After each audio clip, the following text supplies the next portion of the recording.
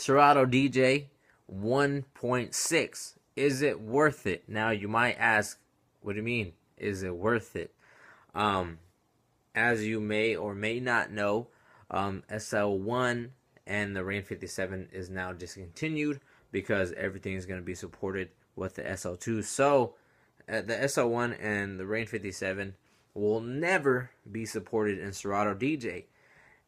I say, is it worth it? Because there's still a lot of us who use that hardware. I know I had a 57 up until maybe a month and a half ago or a month ago, where I sadly departed with it, and I picked up an SL4 and another mixer. Now I'm not saying you should sell your SL1 and 57 right away. Scratch Live will still work like a charm. It'll still have support up until 2015. Now, is it worth it to go and sell your gear to jump on the new technology? Is Serato DJ 1.6 that dope enough for you to sell your gear and have to get an SL2 and above just for you to use the software?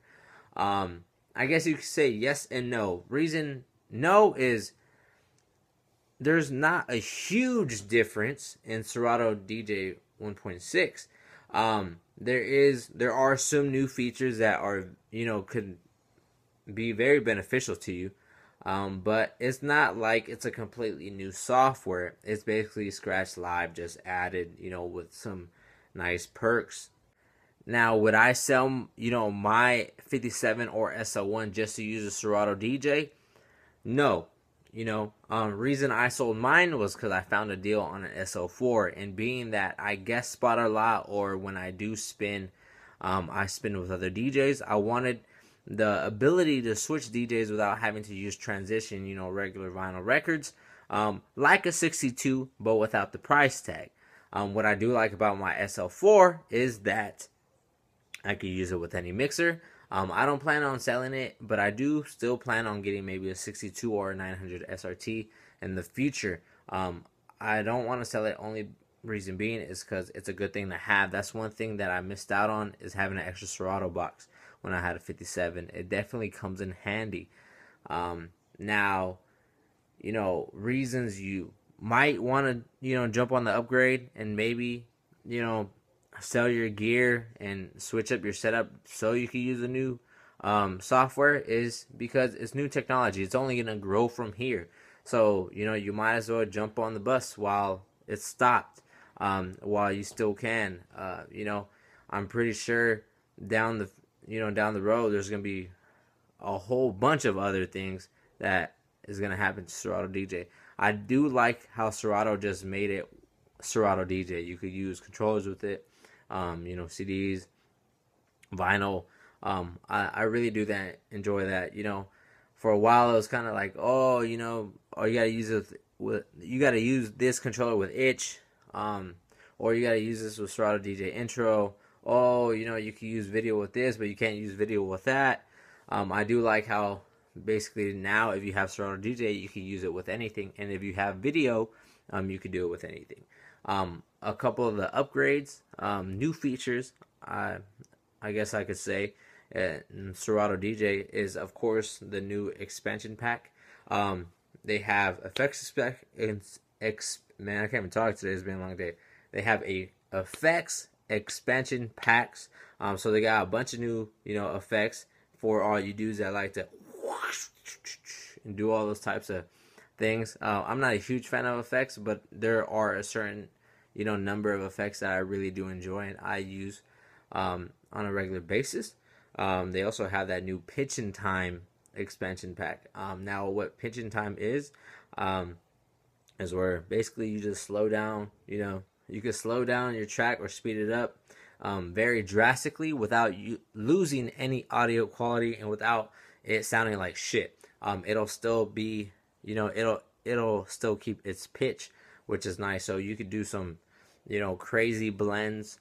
I guess you could say goodbye to all transition songs that are already transitions, that you use in order to go up and down in your library. Another thing is, I know in Serato DJ you have 8 cue points, but in the new update you can actually label them. That comes in handy because, say, if you're doing EDM, you could label it, intro. You could label it, the drop, or certain parts, or say if you're using it to, drum, you could have one where it says kick, snare. Another thing is, I think that would really come in handy for dudes that, use scratch sentences. I know there's been some times when I've been like, oh, which one's the ah, or which one's the fresh, or which one's the, drop the beat, or stuff like that. So that could come in handy, especially if you have 8 cue points actually, marked. I don't know if you're going to remember all of those.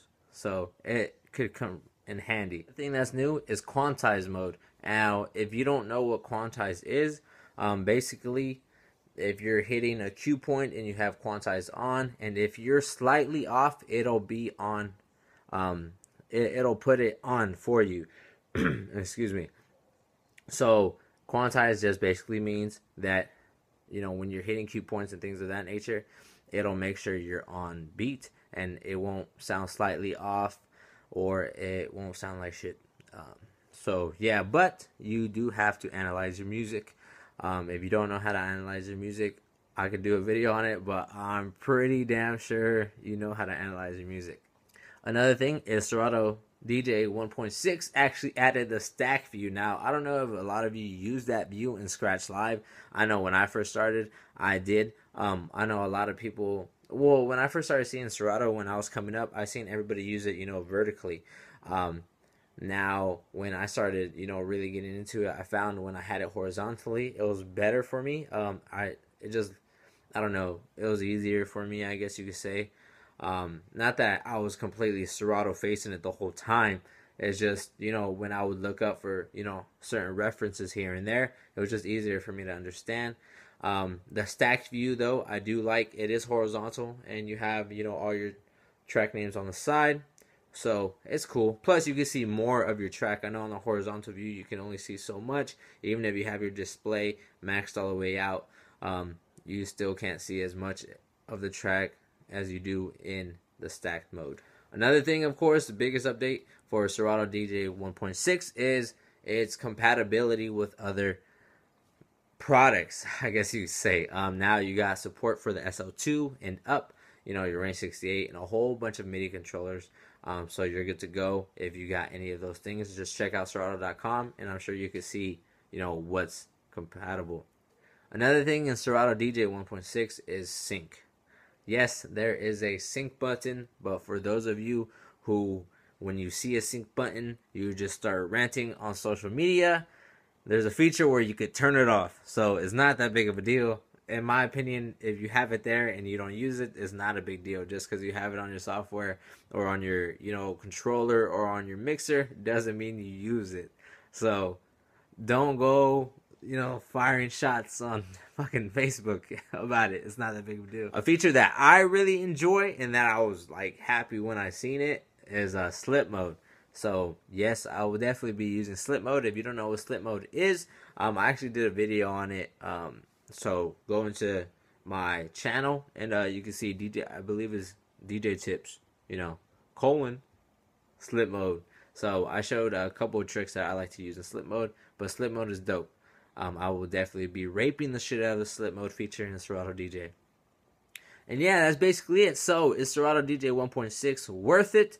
If you have any controller or an SL2, of course it is. You always want to get on the bandwagon, I guess you could say, and jump on the newest technology. Now, if you have an SL1 or a 57, I wouldn't say put those motherfuckers on Craigslist right away. But it's definitely something to keep in mind in the near future, as 2015 approaches. So it's definitely something to keep an eye out. If I was you, look out for certain deals or set your sights on, a certain type of mixer or, a Serato box or something like that. Just because it, of course, with time, technology only advances and you want to advance with technology. Why not, right? So is it worth it? Yeah, why not? Why isn't it worth it? I guess you could say. I wouldn't say right now sell your shit. Nah, man. Like I said, fucking 30 seconds ago, keep an eye out. At the end of the day, Serato is still Serato. Is not gonna make a huge difference. And if any of those, things I mentioned earlier in this video, as far as the expansion packs, quantize, slip mode, things of that nature, really strike your mind, and you're like, oh my god, I have to have it. I have to put my 57 on Craigslist right now. I have to put my SL1 on Craigslist right now. Yeah, then I guess go for it, man. At the end of the day, you're gonna do whatever the fuck you want to do, right? Another thing though is to keep in mind is the fact that Serato DJ is here, and they're not gonna support the SL1 and 57. That might decrease your hardware in value. So I don't know if your SL1 could go for I don't know if you could sell it for as much as you used to. Likewise with the Rain TTM 57. So that being said, I hope you guys took something informative from this video. I hope I didn't talk too long, as I usually end up doing. And stay tuned for the next one. Shoot a like my way, shoot a comment, and subscribe. Peace out.